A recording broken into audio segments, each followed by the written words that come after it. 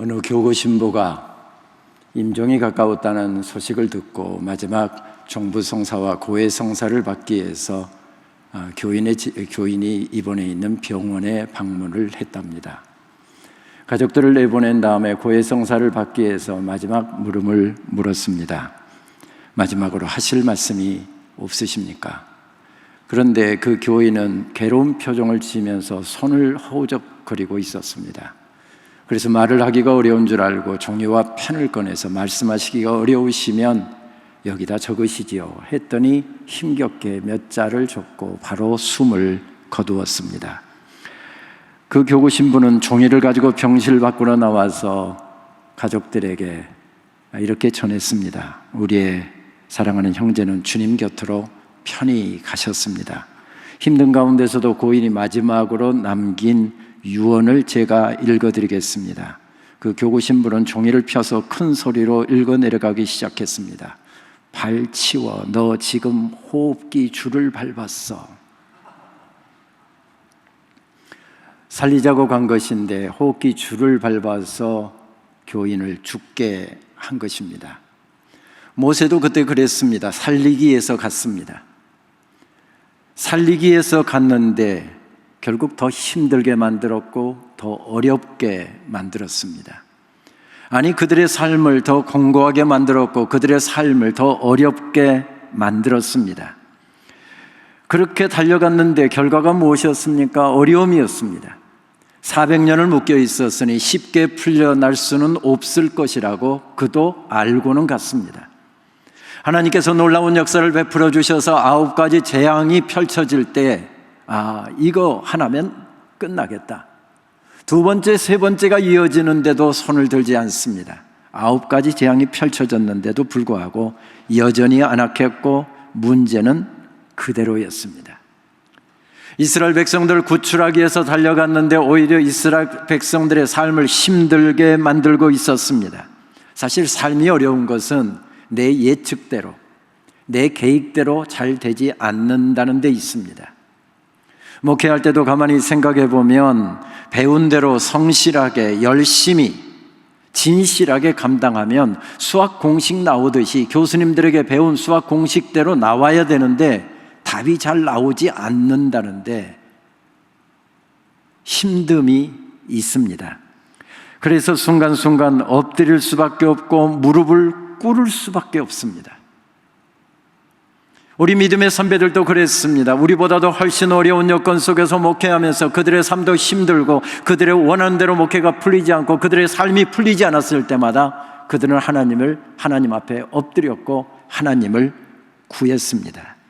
그래서 한 선배 목사님은 뒤따르는 후배들에게 그런 목회 지혜를 전합니다. 구르펠 선교사 일행이 북극에 도착했을 때 짐을 내린 후 타고 온 배를 불질러 버렸습니다. 되돌아가지 않기 위해서, 오직 하나님만 바라보기 위해서, 죽음으로 선교하기 위해서였습니다. 북극 선교는 이렇게 시작되었습니다. 능력은 땅에서 오지 않습니다. 더욱 머리에서도 나오지 않습니다. 오직 여호와를 앙망하는 자에게만 옵니다. 모세도 하나님의 명을 따라서 이집트에 갔을 때 일찍이 타고 온 배 불질러 버렸었습니다. 다른 거 의지하지 아니하였고요, 하나님만 의지하면서 달리고 있었습니다. 그렇게 바라고 기도하고 준비하고 섬세하게 모든 일들 하나씩 감당해 가고 있는데 원하는 대로 인생이 풀리지 않고 있었습니다. 역시 대제국이구나. 이 대제국의 황제는 역시 대단하구나. 절로 그런 좌절감이 몰려올 수 있는 상황이었습니다. 그래서 모세가 무너져 내렸을까요? 그러지 않았습니다. 포기했을까요? 포기하지 않았습니다. 그대로 주저앉았을까요? 주저하지 않았습니다. 오히려 단호하게 이렇게 외치고 있습니다. 우리 하나님은 여전히 살아계신다. 우리 하나님은 여전히 살아계신다.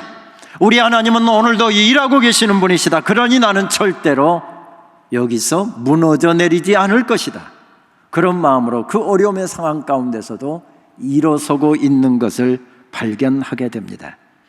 출애굽기 말씀은 이렇게 그가 어려움 가운데서 일어서고 있는 모습을 우리들에게 전하면서 그의 강함이 그 자신에게 있지 않았다라고 하는 사실을 강조하기 위해서 한 가지 사실을 강조하는 기법으로 반복하고 있습니다.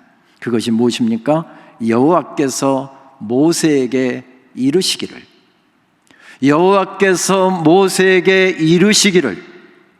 주춤거리는 모세가 일어나서 사명의 자리로 나아갈 때부터 시작을 해서 계속해서 이 말씀이 반복적으로 들려옵니다. 정말 찾아보았습니다. 출애굽기 6장 1절 말씀, 2절 말씀, 10절 말씀, 29절 말씀, 7장 1절 말씀, 8절 말씀, 14절 말씀, 19절 말씀, 8장 1절 말씀, 5절 말씀, 16절 말씀, 20절 말씀, 9장 1절 말씀, 8절 말씀, 13절 말씀, 10장 1절 말씀, 12절 말씀, 21절 말씀. 더 계속할까요? 그래도 여러분 동의를 안 하시는 것 같은데, 끊임없이 여호와께서 모세에게 이르시되, 모세에게 이르시되. 이 앞에 말씀 11장에서도 그렇게 말씀이 이어지고 오늘 이어지는 12장 말씀에서도 코 아마르 야에, 여호와께서 이렇게 말씀하셨느니라, 이 사실을 계속 강조하고 있습니다.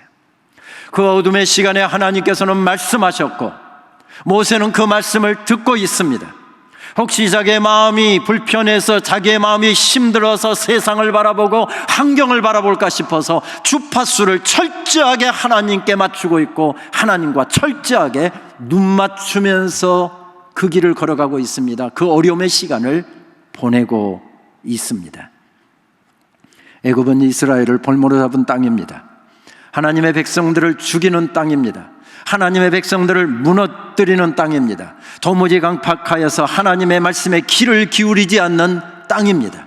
그런데 그 땅에 들려오는 하나님의 말씀에 귀를 기울이는 사람이 있었다는 사실을 성경은 강조하고 있습니다. 세상의 소리와 세상의 가치관과 세상의 문화가 주는 여러 가지 소리에 현혹되어서 거기를 서성거리고 있고 거기에 귀를 기울이고 있을 때 하나님의 말씀에 귀를 기울이는 한 사람이 있었다라고 하는 사실을 성경은 계속해서 강조합니다. 그래서 실망하지 않았습니다. 그 어려운 상황 가운데서도 그래서 무너지지 않았습니다. 다른 신을 찾지 않았습니다. 오히려 하나님의 말씀에 자신의 모든 것을 걸고 더 그 말씀을 가슴에 채우고 그 말씀을 굳게 붙잡고 일어서고 있습니다. 그 어려운 상황에서 모세에게 주신 말씀, 이스라엘 백성들에게 가서 전하라고 하는 말씀이 무엇이었습니까? 너희는 이스라엘 온 회중에게 말하여 이르라. 이달 열흘에 너희 각자가 어린 양을 잡을지니 각 가족대로 그 식구를 위하여 어린 양을 치하라. 그 양을 잡되 그 피를 좌우 문설주와 임방에 바르라. 그것이 문제의 해법이었습니다. 그것이 지금 공경 가운데 처해 있는 이스라엘 백성들과 어려움의 직면에서 갈팡질팡하고 있는 지도자에게 주신 말씀이었습니다. 여러분, 그냥 성경이라고 너무 아무런 감동도 없고 아무런 의심도 없이 그냥 수긍하고 넘어가지 마시고요, 여기에 우리 태클 좀 걸어 보십시다. 여러분, 정말 이게 이 상황에서 해법이 될 수 있을까요?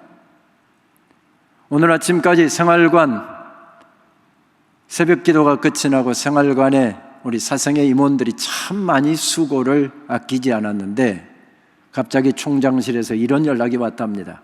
다음 학기에 기숙사의 생활관에 들어오기를 원하는 사람들은 저 마장동에 가면 도살장이 있으니 가서 소를 잡으면 그 피를 받아다가, 돼지를 잡으면 그 피를 받아다가 전부 다 여러분들 방문 앞에, 그것도 네임택이 붙어있고 몇 호 네임택이 붙어있는 거기에다가 그 피를 바르는 사람만 다음 학기에 생활관 입주가 가능합니다. 전혀 현실적이지 않으니까 여러분 미동도 하지 않는데 바로 그 이야기잖아요. 이게 과연 해법이라고 이야기할 수 있을까요? 동서를 연결하는 항구 도시였고, 그 다음에 그래서 무역과 상업이 번성하였을 뿐만 아니라 아가야 지방의 수도로서 국제적인 도시였던 고린도, 그 고린도에는 자연히 돈이 몰려들고 있었고 번영하는 도시다 보니까 문화가 타락하고 성적으로 문란하고 윤리적으로 부패한 도시였습니다. 도시를 복음으로 물들어야 할 그 교회도 어느새 세상의 가치관에 물들어갑니다. 세상의 문화를 따라갑니다. 세상이 추구하는 것을 추구합니다. 그 고린도 교회를 향한 해법, 그 해법이 무엇이었습니까? 한 로마의 사형수가 사형틀에 묶여서 반항 한번 제대로 못하고 죽임을 당했다는데 그 사형틀이 해법이랍니다. 여러분, 이게 논리적으로 설득력이 있어 보이십니까? 그런데도 불구하고 그날 하나님의 메시지는 선명했습니다. 중간지대가 없습니다. 어린 양의 피가 있는 집은 살고 없는 집은 죽으리라. 13절 말씀은 단호하고 선명하게 이렇게 말씀합니다. 내가 애굽 땅을 칠 때에 그 피가 너희 사는 집에 있어서 너희를 위하여 표적이 될지라. 내가 피를 볼 때에 너희를 넘어가리니 재앙이 너희에게 내려 멸하지 아니하리라. 어린 양의 피, 어린 양의 피, 어린 양의 피가 해법이랍니다. 그 피가 묻어있는 집은 넘어가리라, 패스오버하리라. 그들에게 저주를 내리지 아니하리라. 죽음의 저주와 심판을 내리지 아니하리라. 그 말씀입니다. 다른 조건은 없었습니다. 생명을 건지기 위해서, 구원을 받기 위해서 다른 조건은 아무것도 없었습니다. 많이 배웠느냐, 어느 학교를 나왔느냐, 어느 가문 출신이냐, 어느 지방에서 태어났느냐, 집안이 어떠했느냐, 아버지가 목사님이냐 아니냐, 얼마나 큰 교회를 목회하냐 아니냐,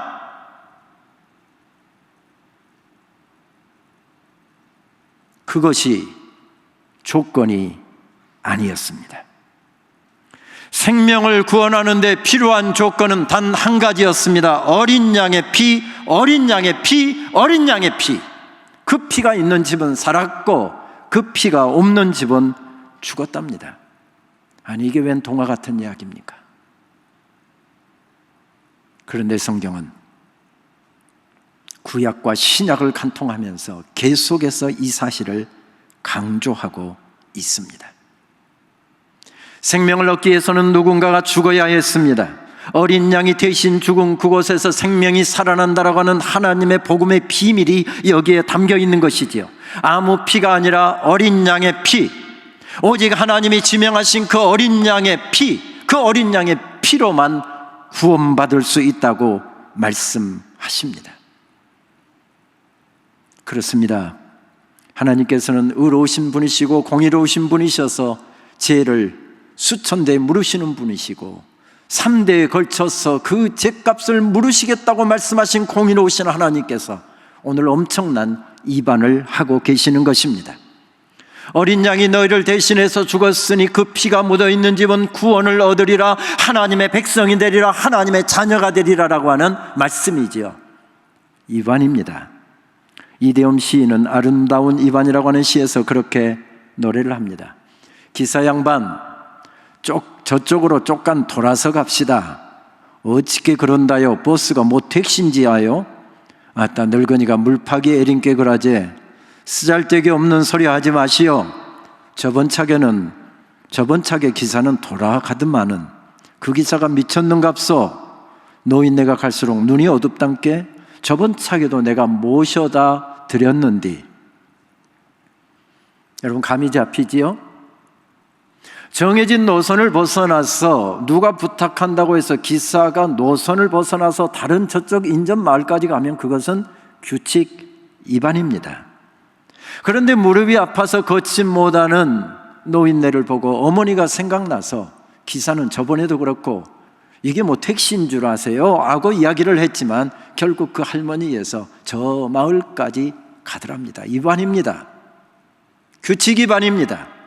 그런데 참 마음이 따뜻해지는 아름다운 위반입니다. 하나님께서 만약 그 아름다운 위반을 하지 않으셨다고 한다면 저는 이 자리에 설 수 없었을 것이고 여러분도 이 자리에 앉아 있을 수 없었을 것입니다. 만약에 하나님의 그 아름다운 입안이 없었다고 한다면 여러분들은 이 자리에 있어서도 안 되고 있을 필요도 없을 것입니다. 허물이 많고 죄악투성인 인간을 하나님께서 아름다운 입안을 하셔서 어린 양의 피로 덮으셔서 이 하나님의 놀라운 복음의 신비를 전하라고 이곳에 세우셨고 우리를 부르셨습니다. 이스라엘이 묶임에서 해방되기 위해서 반드시 유월절이 필요했습니다. 성경은 이 첫 번 유월절 스토리를 우리들에게 전하면서 계속해서 반복적으로 말씀하십니다. 내 인생에도 유월절이 있어야 하느니라.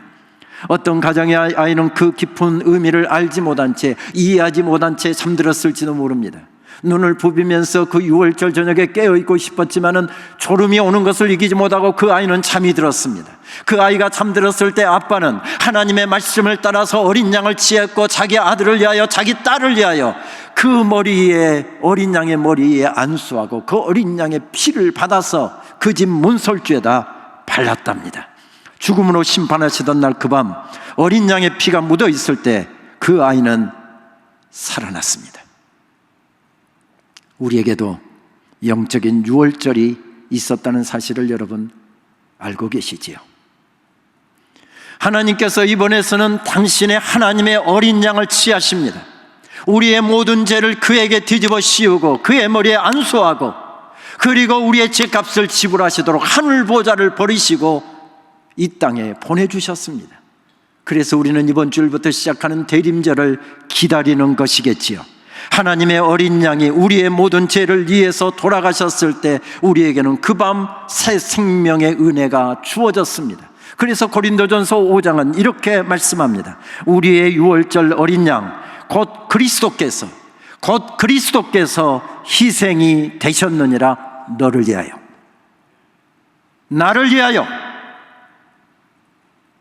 그리스도께서, 유월절의 어린 양 예수 그리스도께서 나를 위하여 그 밤에 희생되셨느니라. 십자가에 허락하신 그 놀라운 구원의 역사를 위해서 그 예표로서 하나님께서는 오래전에 이집트 땅에서 이스라엘 백성들에게 유월절을 명하셨고 그 유월절을 한 해의 첫날로 삼으라고 말씀하시면서 그것을 잊어버리지 않도록 당부하고 있습니다. 지키라고 말씀하고 있습니다. 어린 양의 피가 강수를 흐릅니다. 흘러가는 곳마다 생명이 살아나는 역사가 바로 예수 그리스도의 놀라운 십자가의 역사가 이루어진 그 다음부터 열방 속에서, 세계 속에서, 우리 속에서, 장신대 속에서, 개 속에서 일어나고 있습니다. 어린 양의 피, 그것은 우리 하나님의 구원 계획이었습니다. 그런즉 누구든지 그리스도 안에 있으면 새로운 피조물이라. 이전 것은 지나갔으니 보라 새 것이 되었도다. 보라 새 것이 되었도다. 십자가 외에는 구원의 길이 없고 어린 양의 보혈 외에는 우리가 새롭게 되는 방법이 없는데 하나님께서 이런 은혜를 우리에게 주셨답니다. 역시 어린 양의 보혈이 아니면 생명 얻을 자가 없고 중간지대가 없다라고 하는 사실을 성경은 분명하게 선언합니다. 다른 이로서는 구원을 얻을 수 없나니 천하 사람 중에 구원을 받을 만한 이름을 우리에게 주신 일이 없습니다. 왜 예수님 말입니까? 왜 유월절 어린 양 피만입니까? 그것이 하나님의 방법이었기 때문이었습니다. 그냥 믿었습니다. 하나님의 말씀을 듣고 그대로 순종했습니다. 그때 그들에게는 생명이 주어졌습니다. 젊은 날부터 평생 의심하고 해답을 찾기 위해서 방황했던, 우리가 잘 알고 있는 C.S. 루이스, 찰스 라이스는 그렇게 이야기를 합니다. 당신이 멸망 앞에 서 있다고 생각해 보십시오. 당신이 지금 생과 사의 갈림길에 서 있다고 생각해 보십시오. 이때 당신을 위해서 하나님께서 살 길을 하나 주셨습니다. 살 길이 주어졌다고 한다면 우리는 그 길을 택하여야 합니다. 그 살 길 앞에서 살아날 길이 왜 하나밖에 없는지, 왜 이것인지 논쟁을 벌이는 것은 우스운 일입니다. 복음의 신비를 깨달은 다음에야 다른 길이 없음을 깨닫고 그는 남은 인생 평생 그 신비를 증거하는 일을 위해서 삶을 바쳤습니다. 사도 바울도 마찬가지였습니다. 그는 그 복음을 들고 일어섭니다. 그 복음을 위해서 평생 살아갑니다. 타락한 도시를 향해서 하나님의 계시의 말씀을, 어린 양의 피의 복음을 그는 그렇게 전합니다. 십자가의 도가 멸망하는 자들에게는 미련한 것이요 구원을 받은 우리에게는 하나님의 능력이라, 하나님의 능력이라, 하나님의 능력이라. 유대인은 표적을 구하고 헬라인은 지혜를 찾으나 우리는 십자가에 못 박힌 그리스도를 전하니, 오직 부르심을 받은 자들에게는 유대인이나 헬라인이나 그리스도는 하나님의 능력이요 하나님의 지혜니라. 여러분들이 지금 붙잡고 있는 것은 무엇입니까? 고린도전서 1장에 주신 말씀과 합치됩니까? 복된 분들이십니다. 다른 것을 추구하고 있습니까? 이 동산에 머무는 동안 이 복음의 신비, 복음의 능력, 우리의 믿음의 선배들이 목숨을 걸었던 그 놀라운 복음의 은혜들을 경험하실 수 있게 되기를 바랍니다. 평생 붙잡고 달릴 삶의 이유가 될 수 있게 되기를 바랍니다. 현대 그리스 문학을 대표하는 작가이자 20세기 문학의 구도자로 불리는 니코스 카잔차키스는 내전 당시에 스페인을 방문하면서 겪은 경험과 그 이후 10여 년 동안 스페인을 방문할 때의 경험을 담은 책 스페인 기행이라고 하는 유명한 책을 집필했지요. 1936년 스페인 내전이 일어났을 때 그는 전쟁의 참상을 직접 목격하고 그것을 그대로 기록하겠다고 하는 마음으로 스페인으로 달려갔습니다. 그곳에서 스페인의 최고의 사상가인 우나무노를 만나서 오늘날 영적인 인간의 의무는 무엇인가, 이런 것을 가지고 오랜 시간 대화를 나누었다고 하죠. 그 대화를 나누는 가운데 그가 들은 이야기를 이렇게 책에 기록하고 있는 것을 읽을 수 있었습니다. 스페인 사람들이 이런저런 깃발을 들고 싸우고 서로를 죽이고 교회를 불태우는 모습이 절망스럽다. 그런 혼란의 원인은 스페인 사람들이 아무것도 믿지 않는 데 있다. 붙잡을 것이 없기 때문이다. 그렇게 이야기를 합니다. 그러면서 유명한 단어를 사용하죠. 데스페라도. 붙잡을 만한 것이 아무것도 없는 사람, 데스페라도. 여러분들에게는 붙잡을 것이 있으십니까? 여러분들의 젊음을 걸어도 괜찮을 그것, 여러분들의 생명을 걸어도 괜찮을 그것이 있습니까? 우리는 4년 동안 3년 동안 이 캠퍼스에서 내 생명을 걸어도 좋을 그것 때문에 올라왔지만 다시 두드리고 다시 점검하고 다시 확인하고 그것을 어떻게 내 인생 속에 채우고 인생을 살아야 할 것인지를 고민하고 기도하고 말씀 듣고 공부하고 대화를 나누고,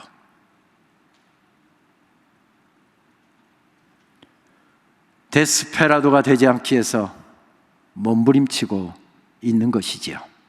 붙잡고 있을 만한 것이 아무것도 없는 사람, 내 생명을 걸 만한 것이 아무것도 없는 사람, 그는 불행한 사람입니다. 그만 불행한 것이 아니라 그 주변에 서 있는 사람, 그 사람의 교회 목사가 되고 그 사람이 교육을 하는 사람이 되고 그 사람이 찬양을 인도하고 예배 음악을 주관하는 사람이 된다고 한다면 그도 불행하고 그 주변에 서 있는 사람들도 함께 불행해질 것입니다.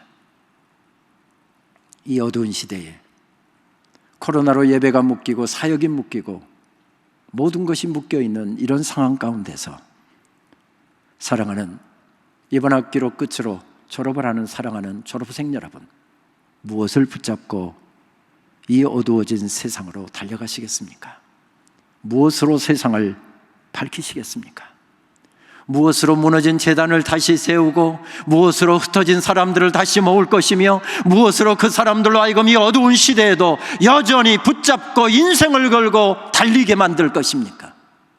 내가 선명하지 않는데, 내가 확신이 없는데, 내가 거기에서 눈물이 없고 내 속에 떨림이 없고 내 속에 감격이 없는데 과연 그들을 그렇게 세울 수 있을까요? 하나님께서는 모세에게 말씀하셨습니다. 우리에게도 말씀하십니다. 가서 이 어린 양의 피, 그 신비와 그 비밀을 이스라엘 백성들에게 전하여라. 내가 만나는 사람들에게 전하여라. 너희 사랑하는 학생들에게 전하여라. 너희 교회 교인들에게 전하여라. 내가 만나는 사람들에게 전하여라 말씀하십니다. 이 엄청난 사역을 위해서 모세를 보내시면서 하나님께서 지어주신 것이 무엇이었습니까? 양치는 막대기 하나였습니다. 무슨 말씀이지요? 좀 대단한 것 하나 안겨서 보내시면 안 될까요? 오래전 강주 보병학교에서 장교 훈련을 받을 때 토미사일이라고 하는 그 미사일 사격 연습을 하면서 정말 감격을 해드렸습니다. 헬멧에 조준경이 붙어 있는데 미사일이어서 지금 조준경이 바라보는 것으로 미사일이 날아갑니다. 1km가 떨어졌는데 2km가 떨어졌는데 그것을 가만히 바라보고 있으니까 그 미사일이 날아가서 정확하게 타겟을 타격하는 것입니다. 본문을 읽다가 그때 생각이 나면서 하나님은 토미사일 정도는 동원할 수 없는 분인가? 토미사일을 한 10대 가지고 가서 신상도 그렇게 무너뜨리고 왕궁도 무너뜨리고 그를 잡으려고 달려드는 이집트의 군사들도 그렇게 요격해서 무너뜨리고 얼마나 폼이 날까요? 얼마나 이스라엘 백성들이 바라보면서 박수를 보냈을까요? 하나님도 그렇지 양치던 막대기 하나가 무엇입니까? 너의 말재간으로 이루어지는 것이 아니라 너의 지식으로 이루어지는 것이 아니라 너의 재주로 이루어지는 것이 아니라 너의 경험으로 이루어지는 것이 아니라 어린 양의 피로 이루어지는 것이다. 그것을 강조하기 이함이었지요. 모세는 무엇을 가지고 갑니까? 사도 바울은 무엇을 가지고 거대한 로마 제국을 향해서 걸어갑니까? 피의 복음이었습니다.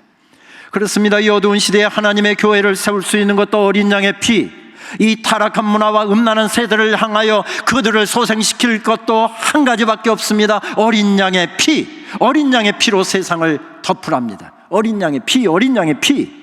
막대기 하나 들고 모세가 나갔을 때 광야교회가 그곳에 세워집니다. 그렇게 힘들고 어려운 삶의 굴곡을 지나가면서 광야의 교회가 세워졌답니다. 그리고 그들은 이 땅에서 영광스럽게 하나님을 섬기다가 세상을 떠났습니다. 그런데 요한계시록 기자가 전하는 바에 의하면 어린 양의 보좌 곁에서 그들은 서서 먼저 간 12사도들과 24장로들과 천군과 천사들과 수많은 성도들과 함께 죽임을 당하신 어린 양은 존귀와 영광과 부와 영광을 받으시기에 합당하니이다 찬송하고 예배하고 있더랍니다. 계속해서 우리가 힘써야 할 것은 바로 이것이라는 것이죠. 그래서 이 6월절을 너희들의 절기의 첫날로 삼아라. 6월절을 명하시고 무교절을 명하시고 다시 말씀드리면 예배절기를 정해 주십니다. 그것을 한 해의 스타팅 포인트로 삼으랍니다. 여러분들의 사역의 스타팅 포인트로 삼으랍니다. 여러분들의 인생길의 스타팅 포인트로 삼으랍니다. 우리 장신공동체도 이번 학기부터 가능하면 11시 15분 우리가 함께 모여서 예배 드리려고 발버둥 쳤습니다. 다음 학기는 조금 더 세밀하게 집중하도록 하겠습니다. 그래서 방학 중에는 어떻게 우리 가운데 예배가 살아날 수 있을지, 어떻게 우리 속에 예배의 열정이 살아날 수 있을지. 11시 15분이면 장신대 전화가 안 되는데 장신대 직원들이 다 함께 이 시간은 예배하는 시간이구나, 교수들이 다 예배하는 시간이구나, 학생들이 다 예배하는 시간이구나. 이 자리를 스타팅 포인트로 삼으랍니다. 예배에서 실패하면 예배가 어떻게 시작됩니까? 하나님의 어린 양의 보혈로 구원받은 사람들이 이 땅에서도 예배하고 우리의 생명 다해서 천국에서도 예배할 그 예배, 그 찬양, 그것이 죽으면 모든 것이 죽는다는 이야기지요. 그것이 희미해지면 모든 것이 다 희미해진다는 이야기 아니겠습니까? 나라가 망하고 교회가 무너지고 자신도 포로로 붙잡혀간 사역자가 있었습니다. 이국 땅에서 새벽마다 저녁마다 하나님 앞에 눈물로 기도했던 것 같습니다. 한밤중에 그렇게 하나님 앞에 기도할 때 하늘문이 그 앞에 열렸답니다. 그러면서 그에게 주시는 하나님의 비전, 그것을 우리도 함께 품게 하십니다. 에스겔서 37장 말씀, 여호와께서 권능으로 내게 임재하시고 그의 영으로 나를 데리고 가서 골짜기 가운데 두셨는데 거기 뼈가 가득하더라. 거기 뼈가 가득하더라. 너는 이 모든 뼈에게 대언하여 이르기를 너희 마른 뼈들아 여호와의 말씀을 들을지어다. 주 여호와께서 이 뼈들에게 이같이 말씀하시기를 내가 생기를 너희에게 들어가게 하리니 너희가 살아나리라. 너희가 살아나리라. 너는 생기를 향하여 대언하라. 이에 내가 그 명령대로 대언하였더니 생기가 그들에게 들어가매 그들이 곧 살아나서 일어나서는데 극히 큰 군대더라. 리바이브 그렇게 외치랍니다. 어린 양의 피의 복음을 외치랍니다. 그 설교자가 우뚝 서 있었을 때 그들의 삶은 어렵고 포로기가 벌써 5년째 지났고 앞으로 얼마나 더 살아야 할지 모르는 그 캄캄한 밤에 서 있지만 리바이브, 그것이 하나님의 방법이었습니다. 이 코로나 전국을 이길 방법도 하나밖에는 없습니다. 우리가 살아나는 것입니다. 무엇으로 살아날까요? 처세로, 여러 가지 기술들로, 여러 가지 미디어로 혼을 뺄 만한 어떤 매체로 이 시대를 살릴 수 있을까요? 하나님은 아니라고 말씀하십니다. 복음이다. 다시 복음이다. 어린 양의 복음이다. 어린 양의 피의 복음이다. 복음이다. 복음에 대한 감격을 다시 우리 리바이브 회복해 가십시다. 이동산에 올라올 때 내 마음의 신비에 가득 묻어 있어서 나로 하여금 울게 했고 나로 하여금 춤추게 했고, 그것이 아니면 인생에 사는 맛이 없을 것 같아서 이동산에 올라왔습니다. 그런데 여러 가지 복잡한 신학의 학문들을 접하면서 그 피의 흔적이 약해지고 있습니다. 말랍이 틀어지고 있습니다. 희미해지고 있습니다. 감격이 사라지고 있습니다. 그 열정이 불타오르고 나서 신대원 졸업할 때는 쟤만 남아서 간다라고 하는 이야기가 우리 장신대 이야기 아니기를 더 우리가 몸부림치십시다. 더 불타오르게 하십시다. 젊은 제사장 에스겔을 하나님께서는 끌고 가서 시대가 너무 어렵기에 계속해서 말씀하시고 비전을 보여주십니다. 에스겔서 47장 말씀. 성전 문지방에서 작게 흘러나오는 생수가 흘러가는 것, 그곳마다 소생하는 역사가 일어나는 비전을 보여주십니다. 스며 나오더라 메파킴, 스며 나오더라. 그걸로 누구 목을 적실 수 있을까요? 그것으로 무엇을 대단한 것을 이룰 수 있을까요? 메파킴. 내 눈에 보이기는 보잘것없는데 하나님께서 뒤를 돌아보라는데 도도하게 흘러가는 강수를 이루고 있더랍니다. 그 복음의 강수가 이루는 곳마다 갯벌이 소생하고 진벌이 소생하고 바다가 소생하고 그 수많은 나무들이 살아나는 역사를 비전으로 보여주시지 않습니까? 이것이 우리가 목숨 걸고 붙잡고 달려야 할 비전입니다. 문제는 오늘 우리입니다. 다시 언급하지 않아도 우리들이 서 있는 오늘 우리들의 상황의 영적 기상도는 어둡습니다. 생동감으로 넘쳐나는 푸른 5월이나 6월에 부름받았다기보다는 11월에 부름받은 것 같고 꽁꽁 얼어붙은 한겨울 1월에 부름받은 것 같습니다. 저만이 아닙니다. 저도 90년대 후반부터 서정훈 명예총장님 때부터 5분의 총장님을 모셨더랬는데 제일 어려운 때 총장을 하고 있다라고 하는 생각을 지울 수가 없습니다. 꽁꽁 얼어붙을 한랭의 제국 12월, 1월, 그것이 오늘 우리가 서 있는 자리입니다. 아주 오래전에 나온 노래 가운데 June in January, 1월 가운데 살고 있는 6월이라고 이야기할 수 있을까요? 레오 라빈이 작사하고 랄프 레인저가 곡을 붙였는데 우리가 잘 알고 있는 빙 크로스비가 이 노래를 처음 취입을 했고 이것은 영화의 주제곡으로도 사용되었지요. 그 영화의 그 노래의 마지막 가사에 이런 말을 저는 참 좋아합니다. It's June in January because I am in love. 사랑에 빠졌으니 나는 1월 속에서 6월을 사네. 이런 뜻이겠죠. 꽁꽁 얼어붙은 한 명의 제국에 서 있지만 나는 사랑에 빠졌으니, 내 가슴이 사랑으로 불타오르고 있으니 나는 6월을 살고 있네. 그렇습니다. 복음 때문에 가슴이 뜨거워지고 예수 그리스도를 사랑하게 생명의 복음을 위해서 공부하고 기도하고 달려가고 노래하고 그 놀라운 은혜에 취하여서 찬양하고 기뻐하고 감사하고 예배하고, 이곳에서 여러분들이 3년의 세월을, 4년의 세월을 그렇게 보낼 수만 있다고 한다면 여러분들을 통해서 펼쳐지는 하나님의 역사는 얼마나 클련지요. 우리 자신에게 다시 외칩시다. Revive. Revive PUTS. Revive. 그렇습니다.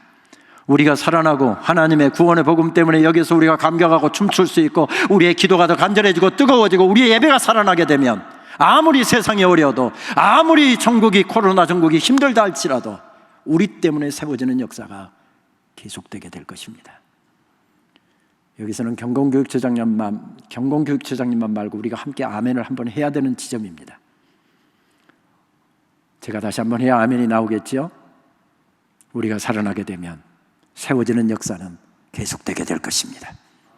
그것이 하나님의 역사입니다.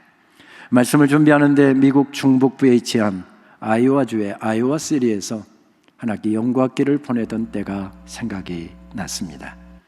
아이오와시리에는 아이오와 주립대학이 있고 이수연 교수님이 박사 공부하신 바로 그 도시이지요. 한 학기 연구학기를 위해서 2011년도 12월 달에 저는 그 도시에 갔는데 정말 추웠습니다. 이수연 교수님 맞죠? 정말 추웠습니다. 그의 겨울은 더 춥다고 했습니다. 영하 20도는 보통 날씨였고요, 영하 30도 되면 조금 춥다고 그러더군요. 새벽 5시에 세븐데이스 7일을 계속 새벽 기도를 하는 유학생 교회가 있더군요. 제 아내와 아이들이 그 교회를 먼저 출석하고 있어서 저도 자연스럽게 그 교회를 출석하면서 새벽 예배에 참석을 하게 되었습니다. 어느 날 새벽 4시 반쯤에 일어나서 교회를 향하는데 눈이 한 20-30cm는 쌓여 있는 것 같습니다. 그래도 어떻게 헤쳐서 가보자 하고서 아파트를 나섰더니 큰 길거리는 새벽 4시 반인데도 깨끗하게 치워져 있었습니다. 그렇게 운전을 해가다가 계기판에 나오는 온도계를 보고 깜짝 놀랐습니다. 영하 49도였습니다. 혹시 뭐 잘못된 건가 하고 하시로 바꿔보고 섭씨로 바꿔보았는데 섭씨 영하 49도가 맞았습니다. 그날 아침에 동네를 서성거리면서 다니던 거기는 사슴들이 많이 있어서 사슴이 얼어 죽은 것을 보기도 했습니다. 그 빙토의 땅을 달려가는데 마침 CD에서 한 찬양이 흘러나오고 있었습니다. 그 추운 날 아침 듣는 찬양은 새로웠습니다.